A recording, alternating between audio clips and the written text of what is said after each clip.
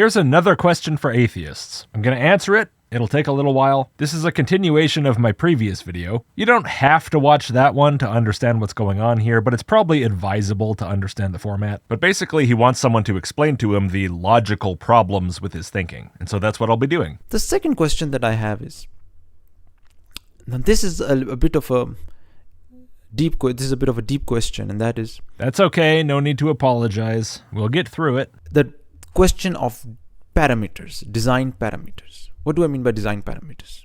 Stuff that you can change about your design to alter the outcome. If you're going to apply this to the universe, already right off the bat, it sounds a bit like begging the question. When you go into a factory, and for example, a factory is making a box has certain dimensions. It has a length, it has a width, it has a height.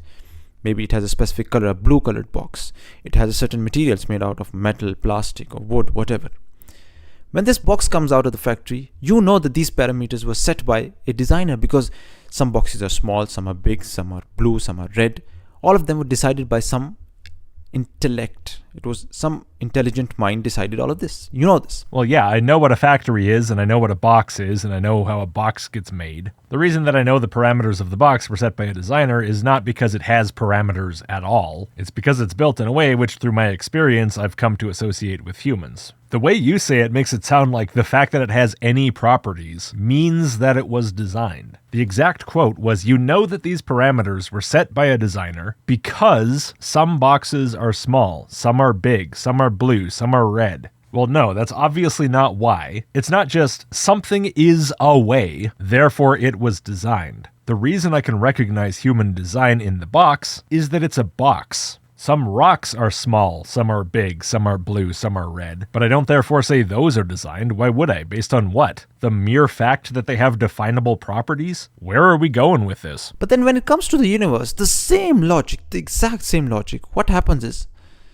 it's easy to, flip on the inside and say, this all happened on its own. What is this exact same logic that you're referring to? As I understand it, the logic was boxes have physical properties, and that's how you recognize them as man-made. But that's clearly inadequate as a way to distinguish designed things from non-designed things. Otherwise, how would the box be distinct from anything else in this sense? We can talk about how to identify design, but what you just said is not going to be the extent of it. Now, watching the box come out of a factory, that's good evidence for design. The box's similarity to other things humans make, good evidence. The fact that it's all in straight pieces of wood or plastic or what have you, 90-degree angles, consistent repeated production. It probably has made in China written on the bottom. It's made out of materials that don't occur in nature, like plastic, or it's just in a form that doesn't occur in nature. It's got the little mark from the injection mold maybe, or standardized nuts and bolts. Its context in the surrounding world. There's all these different corroborating factors that can be taken into consideration and strengthen the case that this is in fact designed. Just simply saying it has a length and a color is not sufficient. That doesn't mean anything. Just imagine the parameters in this universe. The temperature of the sun, the inside, the outside temperature, the value of gravity on Earth, the value of gravity on the moon, the value of gravity on Jupiter, the distance between the Earth and the sun, the number of planets in our solar system, 8 or 9 or whatever, the speed of rotation of the Earth, the constant changing of the day and the night, their hours, the boiling temperature of water. Why is it at 100 degrees in atmospheric pressure? Why not 99 degrees? Why not 1,000 degrees? Who set the specific parameter? Unsurprisingly, begging the question that there's a who, forgetting somehow that that's what you're supposed to be arguing towards. Now you're using it was a who to try to establish that it was a who. Who set the specific parameter of me having 2 eyes, 2 lips? Who set the specific parameter that my eyes would look at the sky as blue and not as, for example, red or purple? Now, these are very specific parameters, right? Well, no, they're not. There were problems in the previous argument, the first cause one, but you didn't talk very much in that one, and so you didn't get too much of a chance to put your foot in your mouth. But in this one, you're talking a lot more, and that's making things a lot worse. So you say, these are very specific parameters. Well, what does that mean? Or rather, what would that mean if it meant anything meaningful at all? Would it just mean there are parameters or properties that are themselves? They're specifically themselves? It's incredible. Property A is property A. How could it be specifically itself and not specifically something it's not? That would be meaningless drivel. You'd be expecting people to be impressed that logical identity holds. And if that's your argument, it belongs in the garbage immediately. I will consider it defeated purely on that basis. Okay, well, if not that, then what? Well, for it to mean much of anything, to say that a property is very specific, you're already talking about it relative to some predefined outcome, right? Like, for human life to be viable on Earth, these specific properties would be required. And then you would talk about properties with a very narrow range of acceptable values for that thing to have happened, and a low probability of that happening based on the set of available possibilities as currently understood.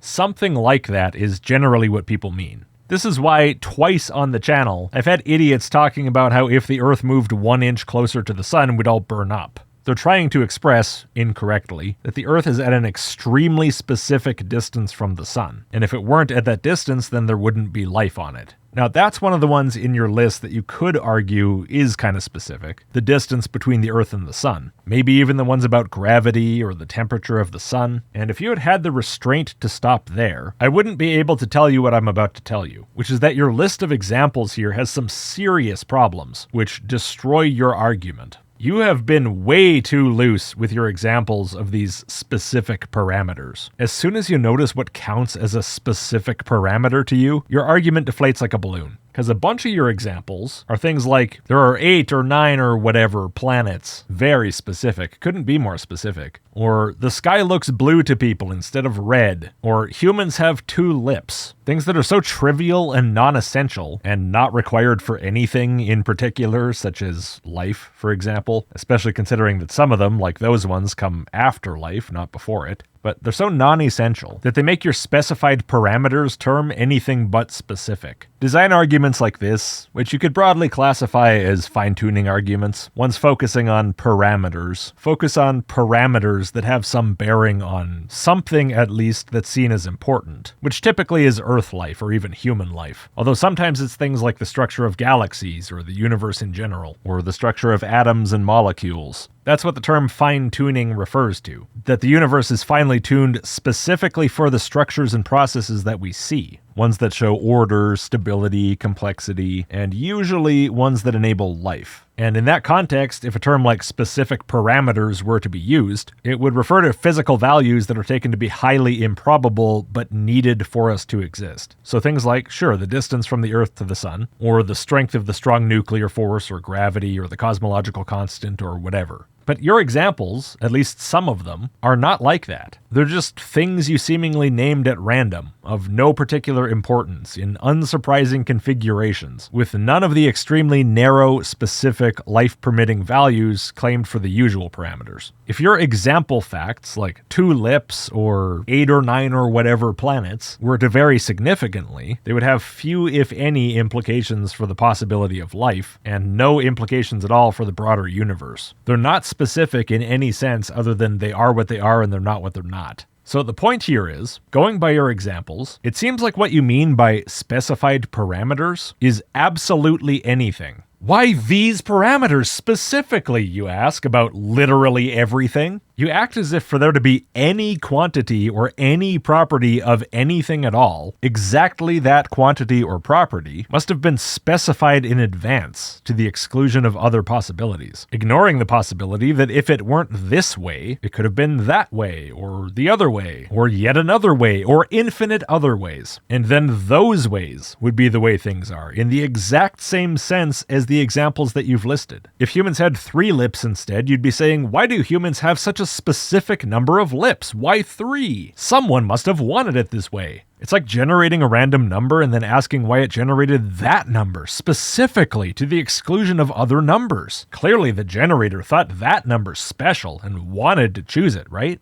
No. The reason it returned that number is because it's a random number generator. The reason there are 8 or 9 or whatever planets is because that's how the gravitational interactions between the matter and the protoplanetary disk played out. And if they hadn't played out exactly that way, they would play out some other equally probable way. Your specific parameters aren't specific, in that they're not constrained by some narrow tolerance of values with regard to some particular outcome. There's nothing special about having 8 or 9 or whatever planets, as you kind of imply by the phrasing. In fact, you haven't haven't even defined which outcome these are supposed to be specific in relation to. So no specifying constraint could be defined in the absence of any specified outcome. But if we specify the outcome as life, for example, there's no specifying constraint there either. Your set of examples creates such a loose definition that basically anything would qualify. Instead of saying something like, there appears to be some need for things to be specifically as they are, which might be interesting, you're saying things are any way at all. Therefore, someone must have chosen for them to be that way. And if you have any reason for saying that, you haven't stated it and you won't. You're just kind of insisting that the field of possibilities is not infinitely wide, but rather only one possibility wide, which goes well beyond a typical teleological argument into basically just flailing around gesturing at everything that exists or even that could exist, posing all of the infinite possibilities of everything as having to be specifically made choices instead of just a result, which is inevitable. It dilutes your argument away to nothingness, which is bad enough. It eliminates any possibility of this making any sort of a point. But it might be worse than that, because this simplistic presentation that's not talking in terms of probabilities, Occam's razor, and so on, as is more common, and not specifying any type of property in particular of the things being talked about, as is also much more common, because that's usually the point of these arguments, results in your argument being able to be summarized in a pretty rigidly deductive form. If a thing is designed, it has properties. Everything in the universe has properties. Therefore, everything in the universe is designed. Because of your presentation, that's what it ends up boiling down to, which is a formal fallacy, affirming the consequent. Now, I want to take a break for a second. I'm going to let you talk for a second, then I'll continue. The same question applies to factory. Like when you see a product coming out with different parameters, you say, okay, that's it. It was designed by a designer. But why not the universe? The universe happened on its own. Right, so what else do I have to say about this parameters stuff? Well, as I said, you did list some parameters that you stand a better chance of arguing are specific, like the strength of gravity, the temperature of the sun, but you didn't actually establish them as being so. You didn't even try. In any case, in such a circumstance, the weak anthropic principle would apply. We'll only ever see outcomes that enable us to see them. If outcomes that permit life are highly unlikely, which is at best a speculative assumption, well, unlikely occurrences are still possible. Technically, they're possible even in one iteration, but it's also possible that there are many more iterations happening than that. Of course, that's the case with things like the formation of stars and planets, and that's what most of your examples refer to. Conditions which differ from planet to planet. Star temperature, distance between planet and star, strength of gravity, boiling points, rotational velocity, number of other planets in the system. These are all variables in a process which in our universe gets,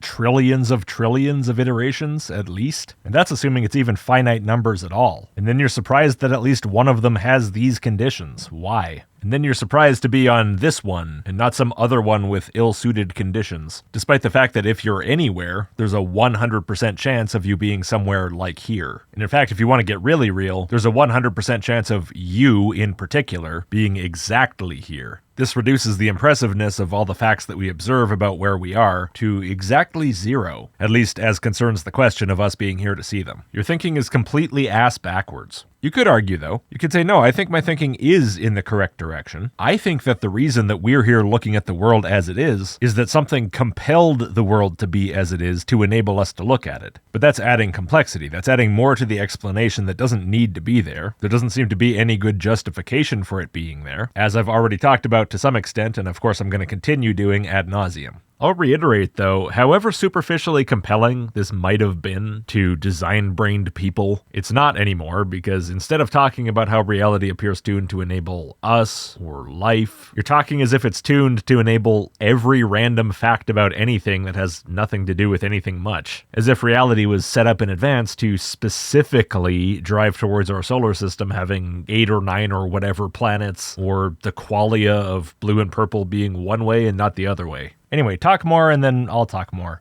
That's the format. Now I want to give you a specific example about these seeds. We have an apple seed, we have a watermelon seed, say we have another plant, we have its seed, right? Any vegetable. Now the thing is, an apple seed will give you an apple.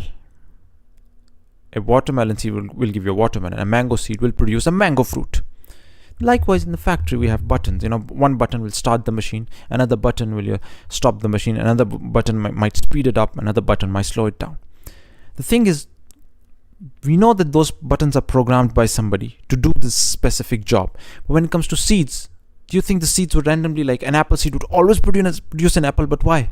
Why doesn't it produce a mango? Because somebody has programmed it. Well, no, that's because of its ancestry, descent with modification, and never mind. That's science. I'm not supposed to talk about science. This is supposed to be about the logical issues. Okay. So, there's so much to untangle here. The layers of failure in this video go so deep, especially in this part. Where am I going to start? Well, I guess I might as well start with the obvious. Now we have a really clear example of a faulty analogy. The universe, or a plant seed, is claimed to be like a factory based on some superficial similarity, and you take that as license to say that any random thing about the factory must apply to the universe or to the seed. An object or a process that's known to have a human origin is used as an analogy for an object with an unknown origin, which happens to share one similar property, which in the previous bit was parameters of any kind, and in this bit is producing consistent results through some sort of process. Then the observation of that one similarity is taken to justify the claim that they must share an unrelated similarity. Object A and Object B share property X. Object A has property Y. Therefore, Object B has property Y. A turtle and a dog have 4 legs. A turtle has a shell. Therefore, a dog has a shell. This is what happens when you use an analogy that two things share one property to insist that they must also share a second one without first establishing any relevance of the first one to the second one. And then solely on this basis, the essentially arbitrary choices made by humans in our designs are conflated with the not obviously arbitrary physical reality of the universe, where processes operating at what we would call higher levels, such as in the seed of a plant, may well be reflections at different scales of the fundamental nature of physical reality. A reality that you're assuming here with no justification is arbitrarily designed by someone, like a factory, which is really an amazingly ambitious proposition, especially when you don't even try to support it really, beyond trying to jam the situation into a false dichotomy, attempting to portray the set of possibilities as narrower than it actually is. You imply that the reality of these specific parameters, the biological ones, like seeds growing into different plants or you having lips, only have 2 possible explanations, which is that they were selected by some intelligent agent, or that there was no selective process at all, and that they're completely random. In my admittedly limited sample of your thought, this seems to be developing into a pattern, thinking in terms of false dilemmas. Now, I know you want to avoid talk of scientific explanations, but in this case they're very relevant to mention because they break the dichotomy. Common descent with modification explains features like 2 lips or seeds growing into different plants based on a process, natural selection, that doesn't require design and is not random. For the non-biological specific parameters, you have a bit of a false dichotomy as well, which is between it was designed that we would be here, or it was totally random where we would be and what we would be seeing, ignoring the obvious fact that even in the absence of design, it's in no way random that we're here. It's not like life existed and then got assigned a place in the universe by lottery. I'm pretty sure I have a bunch more to say, but I'm going to let you talk some more. Although all the seeds take the same water from the environment, we don't have a specific water to water the apple seed, specific water to water the mango seeds, specific water to water the watermelon seeds, right? Right. The same water, but every seed gives its own fruit. Well, yeah, the chemical process relies on water in both cases, but there's different stuff happening because the DNA is different. What a weird way to put this. The point is that there's some physical difference between how the different plants develop. If the difference was not within the cells of the plant and instead was somehow contained within the water, and you just had one generic seed that you watered with different water to get different plants, that would amount to the same thing, that there's some distinction between physical things that produces different processes that produce different results, but each result is produced consistently. But in this case, the difference is within the seed. Great, what information is that supposed to convey to me? What is this doing for you, for your argument? I could see it if you were going to argue that everything's exactly physically the same and yet produces different results, because then you could say, well, the difference is not in the physical, so there has to be something happening beyond that. Perhaps a god deciding what each seed will turn into. Then I could see the relevance of mentioning this, but that's not where we're going. Likewise, in the factory, all the buttons are taking the same source of electricity. It's all the same electricity, right? It's the same electrical supply, but they're doing their own job, right? Yes, different parts of the factory have physical differences from each other that result in different physical outputs. Seriously, what are you trying to establish by saying the water's not different, the electricity's not different, but the output's different? I accept the premise, it's not a problem. I just can't see how it's relevant to any conclusion. Because they've been programmed by some intelligent being to do that specific job. What? I mean, sure, the buttons in the factory have been set up by intelligent beings. We know that already. But what is the assertion here? Like, is the assertion that to take a shared input and produce, using that input as an ingredient in the process, let's say, different consistent outputs can only be a product of intelligent design, just as a general universal statement? Okay, well, roll balls down a random lumpy dirt hill and you'll get the same kind of result. Same input, different output. But I guess that's a bad example for you because you probably assume that's programmed too. Okay, well, I don't accept the premise or the conclusion which is the premise. Yes, systems with the same input can have a different output. Yes, some of those systems are intelligently designed. That fact alone doesn't mean that all of them are. So this question of parameters is very simple. All the design parameters around us, everything is specific in nature, right? Everything is specific. Yeah, that's the problem. Your argument would rely on that not being the case to not buckle under its own weight. But nope, everything is specific. Gravity pulls you down, it doesn't push you up. Why? Why with a specific force, right? Why doesn't gravity make you fall up? Well, because life never would have evolved on the Earth if everything fell off the Earth first. There wouldn't even have been an Earth. You wouldn't be here to ask the question. So what do you mean, why? Why do we have to walk with a specific force? Why do we have to walk with a specific force? Because we're on Earth. What force would we walk with, other than one that's adequate to moving around on Earth? This is bizarre. What are you expecting your opponents to think here? That the fact that we push down on the Earth with our feet hard enough to push ourselves up is completely random? Obviously it's not. If there's a God, maybe it's random, because God can make it work however the hell he wants. He's not some designer building a factory based on preset physical limitations. There's no need for physical conformity or consistency. So this can be totally random, based purely on God's whim from moment to moment. But in the absence of a God, it's not random. The life that develops on a planet either adapts to the conditions it's presented with or dies. And now I'm starting to worry that your position on this is not nearly as developed as I expected. Let's say high speed, low speed. High speed, low speed.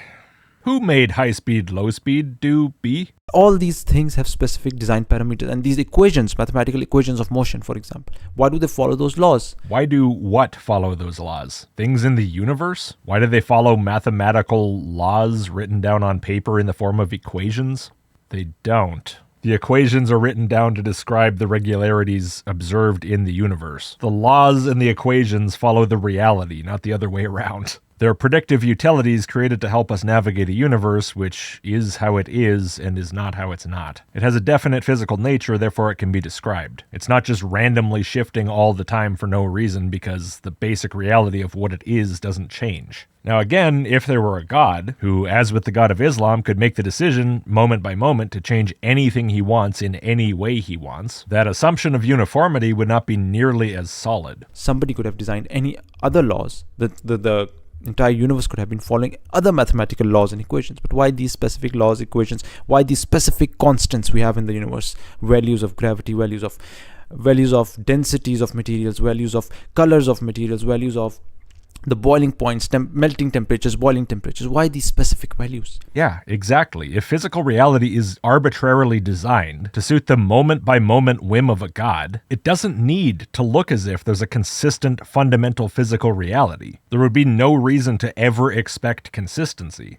Everything that in a naturalistic view we see as constants, or as things that can't be changed because they reflect how reality really is at the basic level, are suddenly variables that could be absolutely anything. And what in a naturalistic view would be seen as higher level abstractions or emergences or what have you, rooted in that fundamental uniform physical reality, things like gravity, boiling points, densities, colors, principles of motion, all of that, which must be consistent with the basis of reality because of their rootedness in reality, suddenly need not have any connection to any underlying physical substrate because now, according to you, these are all specific parameters, little dials and buttons that that can be pushed by God and changed to anything independent of anything else. In a naturalistic view, all of these things are consistent with fundamental physics. That's the common connection that requires them to be as they are. How they work is an expression of the basic nature of things. But if these are little dials God can just turn independently, then God can change the boiling point of water on Earth to be 1,000 degrees while changing nothing else. Suddenly what happens becomes decoupled from what is. Physical coherence becomes irrelevant, and all that matters is what miracle is happening today. And hey, maybe the miracle is that every day God decides, you know what, I think today I want it to look exactly like a naturalistic universe again. I want to make it look like everything that ever happens has perfect consistency with underlying reality. Maybe I'll switch it all up tomorrow, but for today it can stay the same.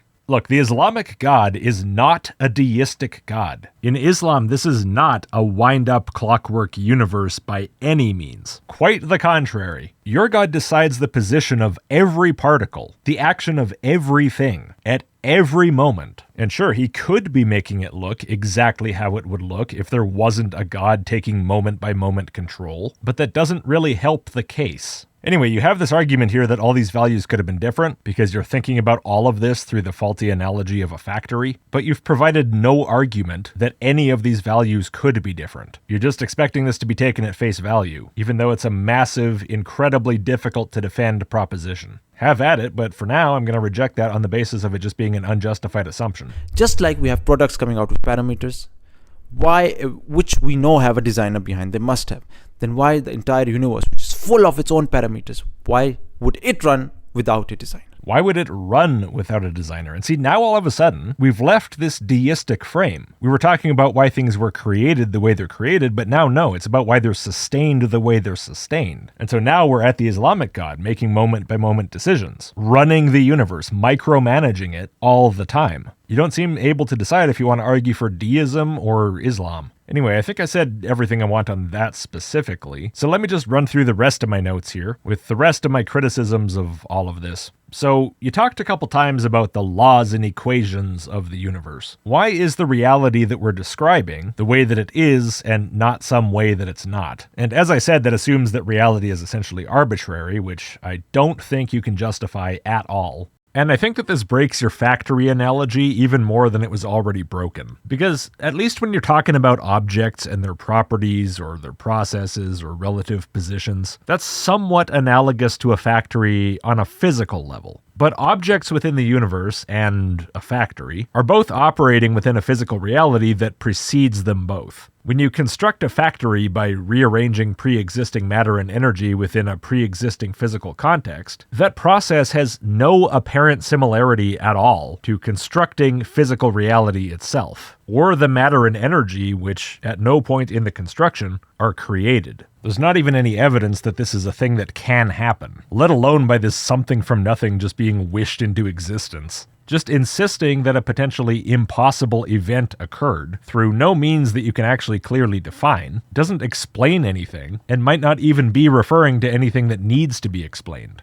Furthermore, I think that when you use the word parameter and when you ask things like why these values, as if these are variables, and you apply these terms to the arbitrary color of a box coming out of a factory and to the internal consistency of the universe, this is equivocation. You're trying to portray things that may be fundamentally different as being fundamentally the same. But let's talk about the possibility a bit just to cover the bases. It is conceivable, at least, that physical laws could be different, the physical structure of things could be different, things could be different from what we think, or bigger or weirder than what we think, in so many different ways. The human history of discovery, thus far, always resulted in a larger, weirder reality than we previously thought. We're not on the only planet, we don't orbit the only sun, we're not in the only galaxy. Are we in the only universe? Was our universe the result of the only potentially universe-causing event? Are there physical processes or pressures that we're unaware of that make some outcomes more likely than others? Do physical laws evolve over time through some selective process? Or are what seem to be constants really constant for some reason that we don't yet quite understand?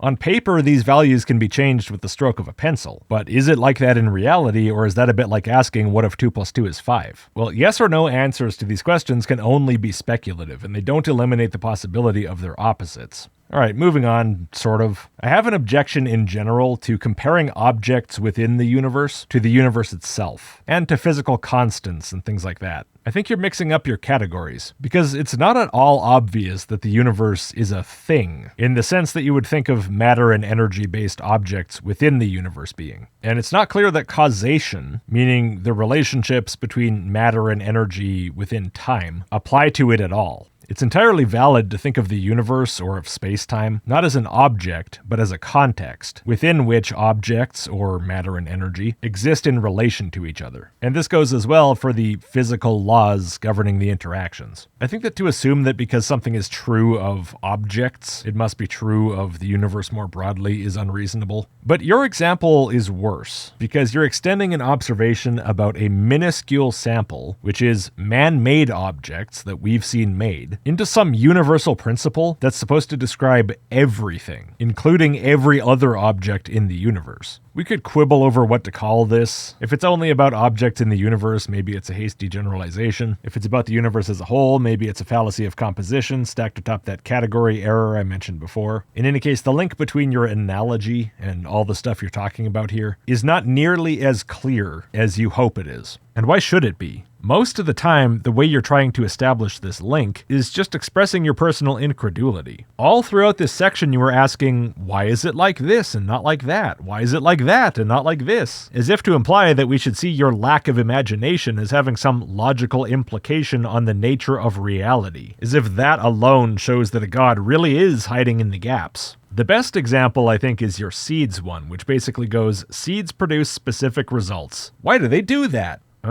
Therefore they were programmed like a factory. Now, I guess I could take these whys as good faith questions, but let's be honest here. They're not. They're rhetorical. They're intended to be part of your argument. You're not aware of there being any answer available, or if you are, you reject it, and that is to be taken as positive evidence for design. You find physical values surprising. You find it surprising that there are 8 or 9 or whatever planets. You see no explanation beyond design, and therefore design should be automatically taken as true. In the comments, when people present explanations for the origin of things like this, talking about evolution and so on, you say, no, this isn't a science question. Sure, things can work a certain way and produce certain results, but who made the laws saying they would work that way? Who's the manager of the universal factory? You really do love begging the question in that way. It's scattered all throughout this video. When you talk about design parameters, seeds being programmed, the assumption of a creator, the repeated demands that we identify who did everything. But anyway, so when the higher level phenomena are explained to you, you don't ask questions about the explanation itself, but instead you immediately shift the question to a lower level. Like, but who made physics work in a way that could make that happen? So it seems worth asking then, what would happen if the deeper physical nature underpinning the so-called laws of physics were explained scientifically? What if reality were explained to the most fundamental level from which this variety of behaviors that we call laws of physics emerges? Would you then accept it and finally stop retreating to more fundamental levels because there are none left? Or if that were to happen, could we expect more of the same fatuous gap hunting, looking for more and more distant holes to fill with your preferred explanation? I'll leave that open to speculation. But considering we're getting questions like, how can humans have 2 lips? How can the night and day be? Why do we walk with walking force? I don't think much would change. I think we're stuck with these questions forever.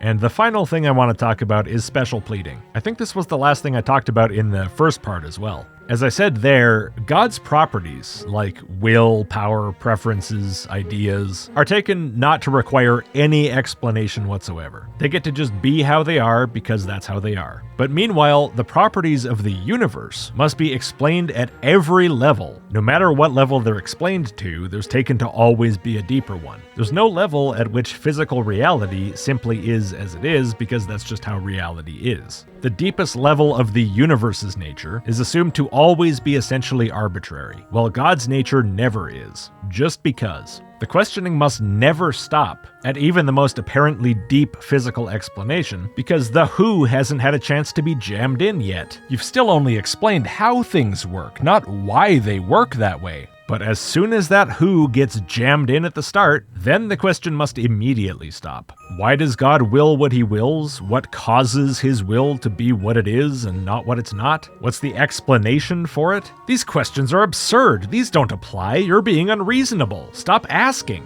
All of a sudden, the fundamental way things are is allowed to exist, and the questions that were asked previously are shown to have never been based on genuine interest, but only on self-serving desire, to find some way to settle on the pre-decided answer and then stop. Alright, well that's enough of my rambling. Thank you for sticking with me for 2 videos of this. I definitely didn't need to make it so chunky, but I wanted to. It was fun. I felt like talking about stuff, so I did. If you would, please do subscribe and like. Enormous thanks to all of my supporters on every platform. You're keeping the fridge full of food, thank you very much. And I'll see you next time.